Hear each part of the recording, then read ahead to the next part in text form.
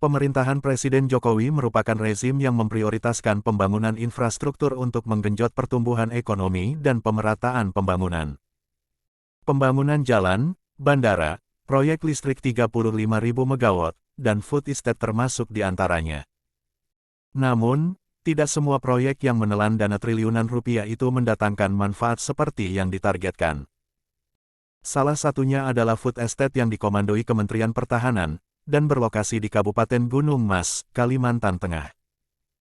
Proyek yang digarap pada tahun 2021 sampai tahun 2022 ini diorientasikan sebagai lumbung pangan nasional untuk menjaga ketahanan pangan Indonesia dalam jangka panjang, dan masuk program strategis nasional tahun 2020 sampai tahun 2024. Sayang, berdasarkan pantauan media dan aktivis lingkungan seperti Greenpeace dan Walhi, proyek yang telah menghabiskan dana lebih dari 1,5 triliun rupiah itu mangkrak. Padahal, untuk proyek itu hutan seluas 33.750 hektar telah dibuka di mana 600 hektar diantaranya ditanami singkong. Tak hanya itu, pengerjaan proyek yang tanpa didahului analisis dampak lingkungan juga telah menimbulkan banjir di 6 desa di sekitarnya. Apa yang terjadi dengan proyek ini?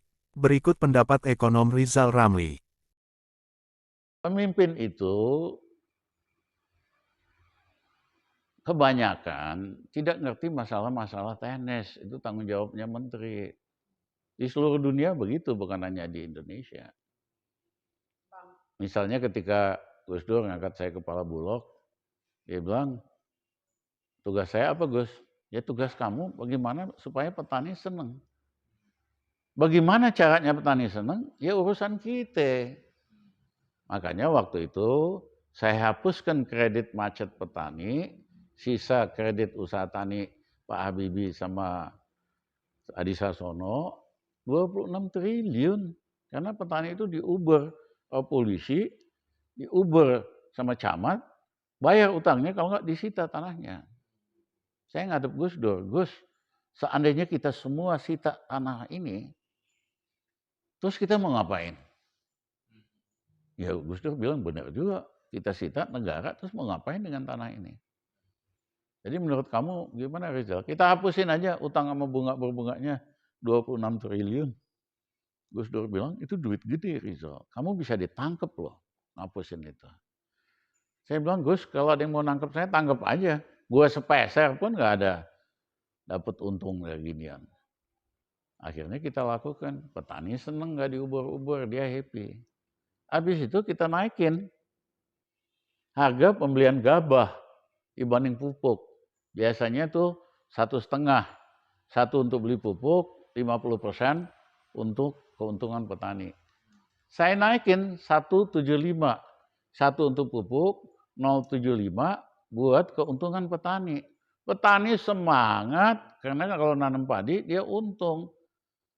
2 tahun pemerintahan Gus Dur nggak pernah import beras. Jadi nggak ribet amat gitu loh. Cara naikin produksi itu bukan dengan bikin food estate. Yang ada triliunan habis kagak jelas. Karena pejabat proyek gitu loh. Pejabat itu ngerumusin kebijakan.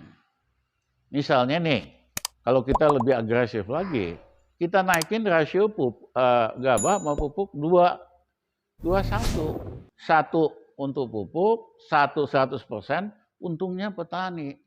Petani pasti senang banget, swasta pun tertarik. Ya, kenapa?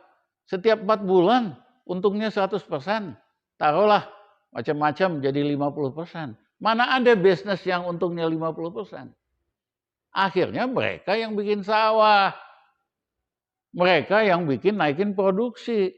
Bukan pakai proyek pemerintah ngabisin duit gitu loh. Nah hal-hal yang sederhana ini Jokowi dan menterinya nggak pada ngerti. Karena mentalnya tuh pedagang. Mau ikut proyek terus.